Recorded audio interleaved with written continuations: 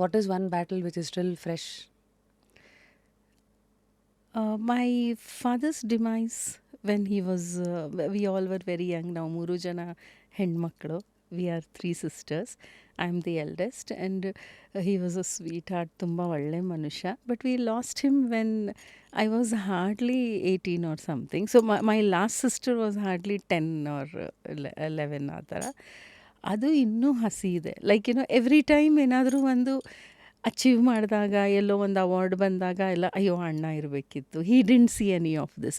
ಎಲ್ಲರೂ ಕೆಟ್ಟದೇನಾದ್ರು ಆದಾಗ ಅಯ್ಯೋ ಅಣ್ಣ ಇದ್ದಿದ್ರೆ ಚೆನ್ನಾಗಿರೋದು ಅಂದರೆ ಏನು. ಸೊ ಒಳ್ಳೇದು ಕೆಟ್ಟದ್ದು ಎರಡೂ ಕಡೆಗೂ ವಿ ಮಿಸ್ ಅವರ್ ಫಾದರ್. ಅಪ್ಪ ಹೆಸರು ಗುರುರಾಜರಾವ್. ಸೊ ತಾವೇ ಮನೆಗೆ ಹಿರಿಯಕ್ಕ. ಎಸ್, ಹಿರಿಯಕ್ಕ ಆಗಿ ಐ ಆಮ್ ಶ್ಯೂರ್ ನಿಮ್ಮ ಒಂದು ಲೈನಲ್ಲೇ ಮೈಸೂರಿಂದ ಮುಂಬೈಯಿಂದ ಲಂಡನ್ವರೆಗೂ ಹೋಗಿ ಬಂದವ್ರು ನೀವು. ಎಲ್ಲರಿಗೂ ಆ ಟೀನೇಜಲ್ಲಿ ಆ ಒಂದು ಏಜು, ಕನಸುಗಳ ಏಜು, ಯಾವ ಬೇಲಿಗಳನ್ನು ಹಾಕೊಳ್ದಿರೋವಂಥ ಒಂದು ವಯಸ್ಸು. ಬಟ್ ಆ ಟೈಮಲ್ಲಿ ಮನೆಯಲ್ಲಿ ಈ ಥರ ಆದಾಗ ನಿಮ್ಮ ದಿಕ್ಕು ಹೇಗೆ ಅದು ಬದಲಾಯಿತು? ಆ್ಯಂಡ್ ಆ ಟೈಮಲ್ಲಿದ್ದ ಕನಸುಗಳು ಏನು ma'am ಲೈಫ್ದು?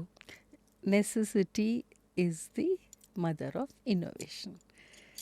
It will kick you and you get up. ಅಂದರೆ ಇವಾಗ ನಮ್ಮ ತಂದೆ ಇದ್ದರು, ಅವರು ದೊಡ್ಡ ಕೆಲಸದಲ್ಲಿದ್ದರು, ಒಳ್ಳೆ ಕೆಲಸದಲ್ಲಿದ್ದರು, ಅಮ್ಮನೂ ಎಲ್ಲ ನಾವೆಲ್ಲ ಅನುಕೂಲಸ್ಥರು ಅಂದರೆ ಇವತ್ತು ನಾನೇನು I don't want to use that word. ನಾನೇನು ಅಚೀವ್ ಮಾಡೋಕ್ಕಾಗ್ತಿರಲಿಲ್ಲ. ಈಗ ತುಂಬ ಅಚೀವ್ ಮಾಡಿಬಿಟ್ಟಿದ್ದೀನಿ. ಅದು ಅಚೀವ್ ಮಾಡೋದು ಅಲ್ಲ, like in the journey of achieving ಇರ್ತಿರ್ಲಿಲ್ಲ ನಾನು. ಕಾಂಪ್ಲೆಸೆಂಟ್ ಆಗಿ ಹೋಗ್ತೀವಿ ನಾವು. ಅಂದರೆ ಉಳಿಪೆಟ್ಟು ಬೇಕಿತ್ತು ಅಂತೀರಾ ಈ ಶಲೆ ಆಗೋಕ್ಕೆ? ಹೌದು, ಬೇಕೇ ಬೇಕು. ಸೊ ಆ ಫೇಸಲ್ಲಿ ಏನು ಓಡ್ತಾ ಇತ್ತು ಮ್ಯಾಮ್? ಅಂದರೆ ಈಗ ಏನಾಗಬೇಕಂತ ಹೊರಟ್ರಿ ಲೈಫಲ್ಲಿ? ಅದೇ ಲೈಕ್ ಬಿಗಿನಿಂಗ್ ಯೂಶಲಿ ನನ್ನ ಲೈಫಲ್ಲಿ ತುಂಬ ವಿಷಯದಲ್ಲಿ ಕ್ಲಾರಿಟಿನೇ ಇರಲ್ಲ. ಅಂದರೆ ಈಗ ನಾನು ಹೇಳಿದ್ದು ಈ 60 ವರ್ಷಕ್ಕೆ ಈ ಕ್ಲಾರಿಟಿ ಬಂದಿದೆ, ಆಯಿತಾ. ವೆನ್ ಐ ವಾಸ್ ಯಂಗ್ ಅಲ್ಲ, ಆಲ್ ರಾಂಗ್ ಡಿಸಿಷನ್ಸ್. ಮೀನಿಂಗ್ ನಂಬಕ್ಕೆ ಅರ್ಹತೆ ಇಲ್ದಿರೋರನ್ನ ನಂಬೋದು, ಏನೋ ಹುಚ್ಚುಚ್ಚಾಗಿ ಏನೇನೋ ಕೆಲಸ ಮಾಡೋದು, ಏನೇನೋ ಮಾಡೋದು. Like I was not very intelligent or brilliant or something like that. I was a mediocre girl. ಒಂದೇ ಕ್ಲಾರಿಟಿ ನನಗಿದ್ದಿದ್ದು ಸಣ್ಣ ವಯಸ್ಸಿಂದ, I wanted to become an actress. I am quite surprised about myself. ಅಯ್ಯೋ, ನಾನು ಆ ವಿಷಯದಲ್ಲಿ ಸಖತ್ ಬುದ್ಧಿವಂತೆ, ಎಂಥ ಕ್ಲಾರಿಟಿ ಇತ್ತು ನನಗೆ. ಇನ್ನು ಯಾವುದ್ರಲ್ಲೂ ಕ್ಲಾರಿಟಿ ಇರಲಿಲ್ಲ. That one thing I wanted to become an actress. ಆ ಒಂದು ಪ್ರಚೋದನೆ ಎಲ್ಲಿಂದ ಬಂದಿದ್ದು? I don't know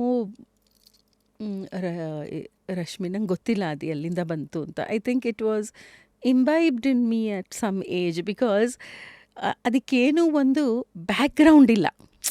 like family ಅಂತ ಅದು we all come from film fraternity or theatre, ಆ ಥರ ಏನಿಲ್ಲ. ಅಥವಾ we are loaded with lot of money and ಅಥವಾ I was just beauty queen and ನಾನು ಫುಲ್ ಎಲ್ಲ ಕಡೆ ಕಾಣಿಸ್ಕೋಬೇಕು, ಆ ಥರ ಏನೂ ಇರಲಿಲ್ಲ. Like that holds good with my son Sanjeev also. How did he get into animals? I freaking have no idea. Because ನಮ್ಮಲ್ಲಿ ಯಾರು ಒಂದು ಜಿರಳೆ ಹೋದರೆ ಲಾಂಗ್ ಜಂಪ್, ಹೈ ಜಂಪ್ ಮಾಡೋರು ನಾವು. ಸೊ ಇದಕ್ಕೆ it's god driven. There are some things which does not have any background, logic, justification. ಹಿಂಗಾಯ್ತು ಅವ್ರು ಹಿಂಗಿತ್ತು, ಅದಕ್ಕೋಸ್ಕರ ನಾನು ಹಿಂಗೆ ಬಂದೆ ಅನ್ನೋ ಇದೇ ಇತ್ತು ಅಷ್ಟು. ಇದಕ್ಕೆ ನಾ ಹೇಳಿದೆಲ್ಲೋ ಒಂದು ಕಡೆ ಪರಮಾತ್ಮ ಆಡಿಸಿದಂತೆ ಆಡುವೆ ನಾನು ಅಂತ. Is it too much of deep philosophy that we are talking here? No, it's the fact, it's the truth. So ಹಾಗಾಗಿ ಕ್ಲಾರಿಟಿ ವಿಚಾರಕ್ಕೆ ಬಂದಾಗ ಸೊ ಯು ನ್ಯೂ ದಟ್ ನೀವು ಆ್ಯಕ್ಟ್ರೆಸ್ ಆಗಲೇಬೇಕು. ಹೇಗೆ ಏನು ಗೊತ್ತಿರಲಿಲ್ಲ. ಸೊ ಚಿಕ್ಕೋಳಾದಾಗ ಯಾವ ಫಿಲಮ್ ನೋಡ್ಕೊಂಡು ಬರಲಿ, ಹಿಂದಿ, ಮರಾಠಿ, ಯಾವ್ಯಾವ ಫಿಲಮ್ ನೋಡ್ಕೊಂಡು ಬಂದ ತಕ್ಷಣ ಕನ್ನಡಿ ಮುಂದೆ ಹಾಗೆ ಮಾಡ್ತಾಯಿದ್ದೆ ರಶ್ಮಿ. ಸೊ ನನಗೆ ಅಲ್ಲಿಂದಾನೇ ಪ್ರಾಕ್ಟೀಸ್ ಆಗಿತ್ತು, ಗೊತ್ತಾ. ನಾನು ಫಸ್ಟ್ ಟೈಮ್ ಕ್ಯಾಮ್ರಾ ಫೇಸ್ ಮಾಡಿದಾಗ ನಾನು ಹೆದರ್ಕೊಳ್ಳೇ ಇಲ್ಲ, ನರ್ವಸ್ಸೇ ಆಗಲಿಲ್ಲ. ಬಿಕಾಸ್ ಅಷ್ಟು ವರ್ಷ ನಾನು ಕನ್ನಡಿ ಮುಂದೆ ಪ್ರಾಕ್ಟೀಸ್ ಮಾಡಿಬಿಟ್ಟಿದ್ದೀನಿ. I was a pro.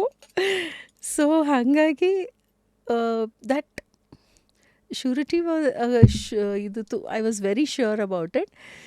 ಹೆಂಗೆ ಏನು ಗೊತ್ತಿರಲಿಲ್ಲ. And again, it's all destiny that I repeat myself that without family support, without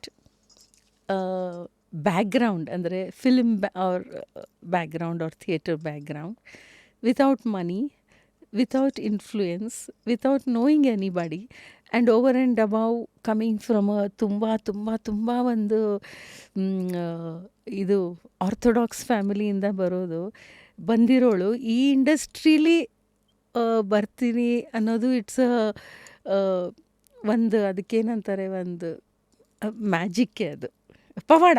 I can say God's help, God's will. ಈ ಹೈಯರ್ ಸ್ಟಡೀಸಿಗೆ ಲಂಡನ್ಗೆ ಹೋಗಿದ್ದು I don't know why in all the newspaper and publications they say that I have gone to London for higher studies. I'm liking that. Okay, let them continue doing it. I'm loving it. Let them say I went to London. Actually, ನಂಗೆ Switzerland ಇಷ್ಟ. Hope they add Switzerland also. Oh, damn, so it is not true then.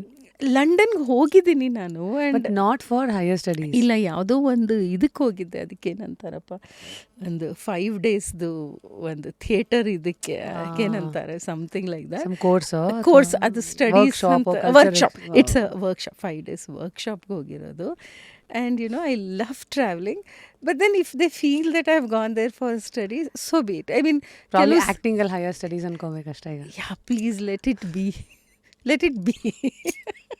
So now we know, Google, no, she didn't go for higher studies. So it was a workshop. Yes, it So was. can you help us connect the dots? Because since we are here to read your life as a book, from Mysuru to sudden schooling in Mumbai and now workshop in London, what happened in between? See, until I finished my schooling in Mumbai, nothing much happened because na huttid Mysuru, my childhood was there and I still love Mysuru. Mysuru is my uru. And my father got ಅವ್ರಿಗೆ ಅಲ್ಲಿ ಕೆಲಸ ಸಿಕ್ತು, ಮುಂಬೈಯಲ್ಲಿ ಕೆಲಸ ಸಿಕ್ತು. ಹಾಗಾಗಿ ನಾವು ಅಲ್ಲಿ ಹೋದ್ವಿ.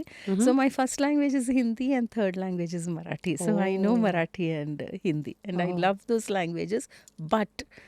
ಬಟ್ ನಂದು ಫಾರ್ಮಿಂಗ್ ಏಜಲ್ಲಿ, ಚೈಲ್ಡ್ಹುಡ್ ಏಜಲ್ಲಿ ಕನ್ನಡ ನನಗೆ ಅಷ್ಟು ಫ್ಲೂಯೆಂಟಾಗಿ ಕಲಿಯೋಕ್ಕಾಗಲೇ ಇಲ್ಲ. That's why I have missed out on that literature part of Kannada. ಅಂದರೆ ಇಲ್ಲಿ ಕನ್ನಡ ಥಿಯೇಟ್ರು ಅಥವಾ ಕನ್ನಡ ಬುಕ್ಸ್ ಓದೋದು ಇದೆಲ್ಲ ನಂಗೆ ಮಿಸ್ ಆಗೋಯ್ತು. Because until 15 years I was there. That was the age ಅಲ್ವಾ when you get connected to the language and culture. ಹಾಗೆ ಆಮೇಲೆ PUC ಟೈಮಲ್ಲಿ ವಾಪಸ್ ಬಂದಿದ್ದು.